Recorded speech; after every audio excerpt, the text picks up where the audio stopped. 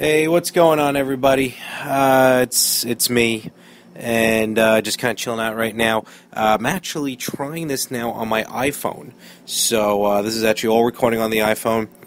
I actually tried uploading some music, but apparently that's what I get for legally downloading music, because the old DRM code won't let me actually play it on this. But that's okay, not a problem.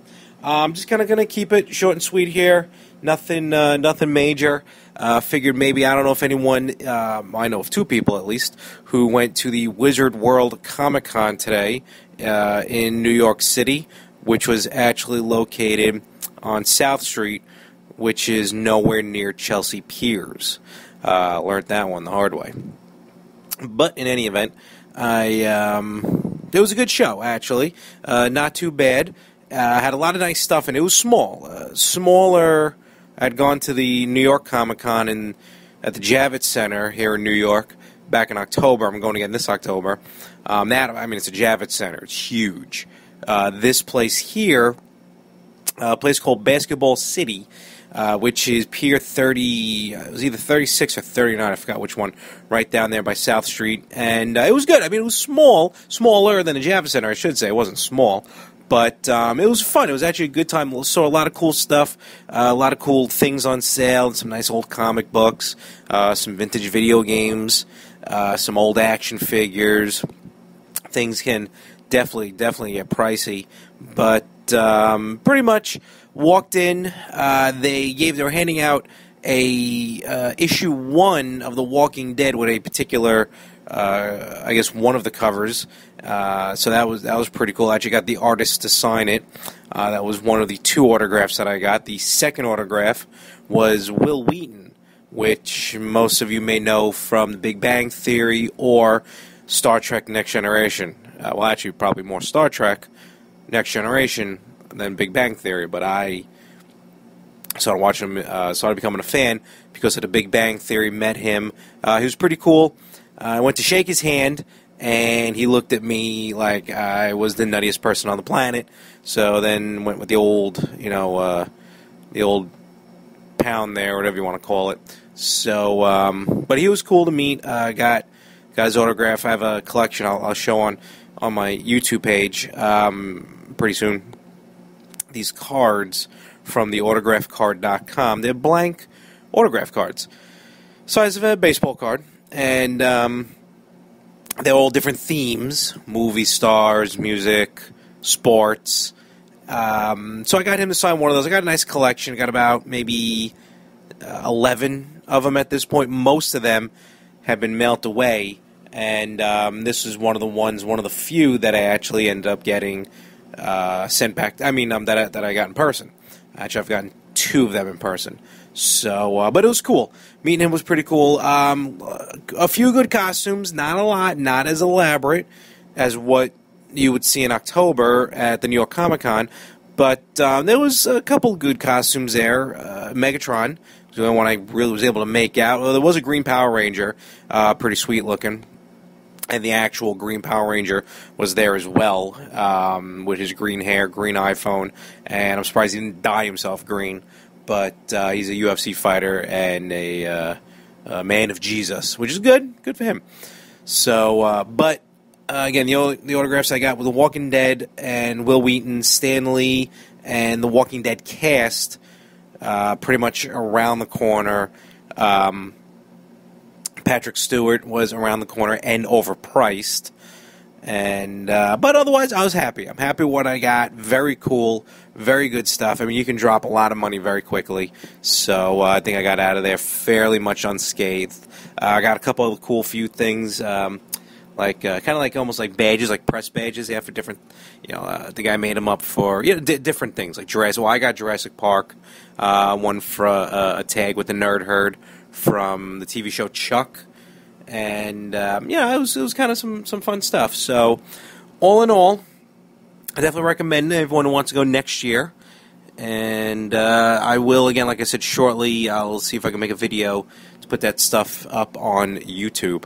But I'm not a big comic book fan. I'm more about the movies. I used to read not graphic novels, just novelizations.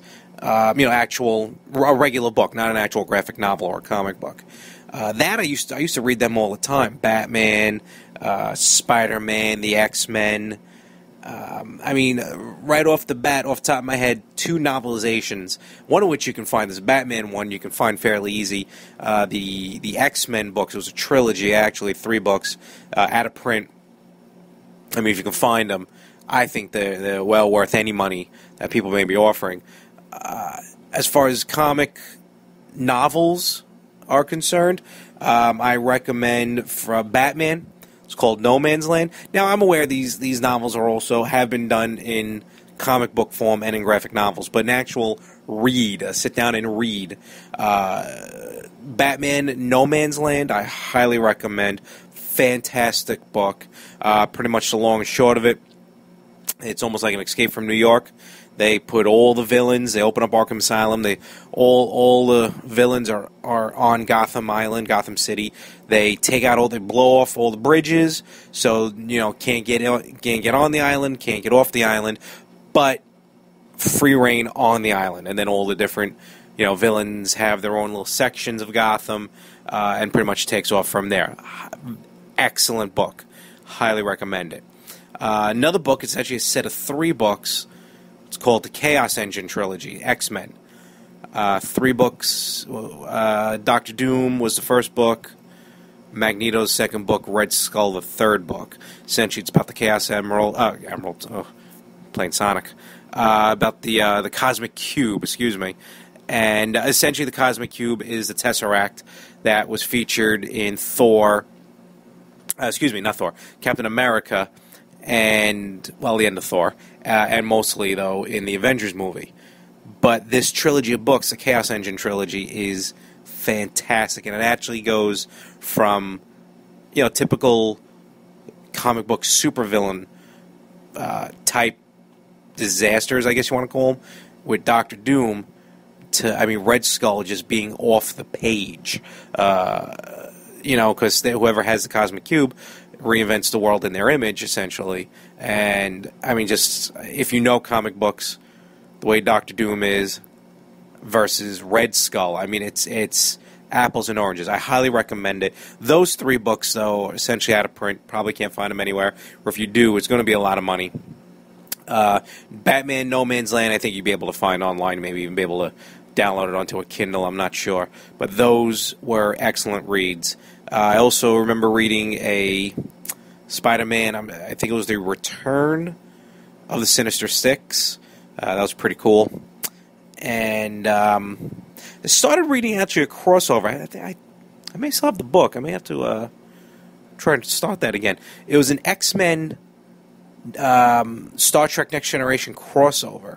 That is always pretty cool. It was like those. It sounded like, like a Jetsons meet the Flintstones type vibe. And that I do recommend as well. Like any crossovers, those are always fun. So, but I gotta find. I can't remember the title of the actual book, but it was an X-Men Star Trek Next Generation crossover. So I'm actually gonna see if I can find that right now. But Wizard World Comic Con, I consider a success. Very good show. A lot of good artists, some amazing artwork, and very cool celebrities there. And I met a couple, fantastic. So my collection continues to grow. And next Comic-Con, October, I believe I want to say it's the 13th. I don't have the calendar in front of me.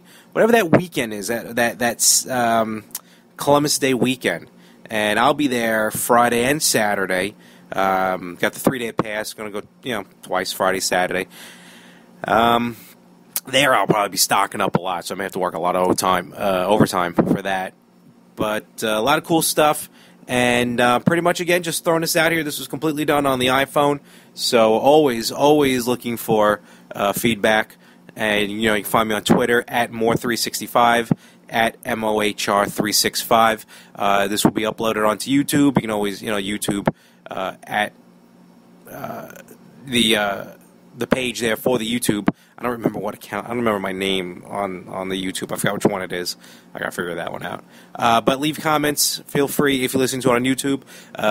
If you listen to it on Spreaker, I still haven't figured it out yet. You can probably leave comments or just tweet me at MOHR365. Always looking for followers, always looking for hashtag anything. I don't care. So thank you very much. Enjoy your evening, and I'll try and figure out how I can get some more music on here instead of these weird kind of starts and stops. Okay, have a good one.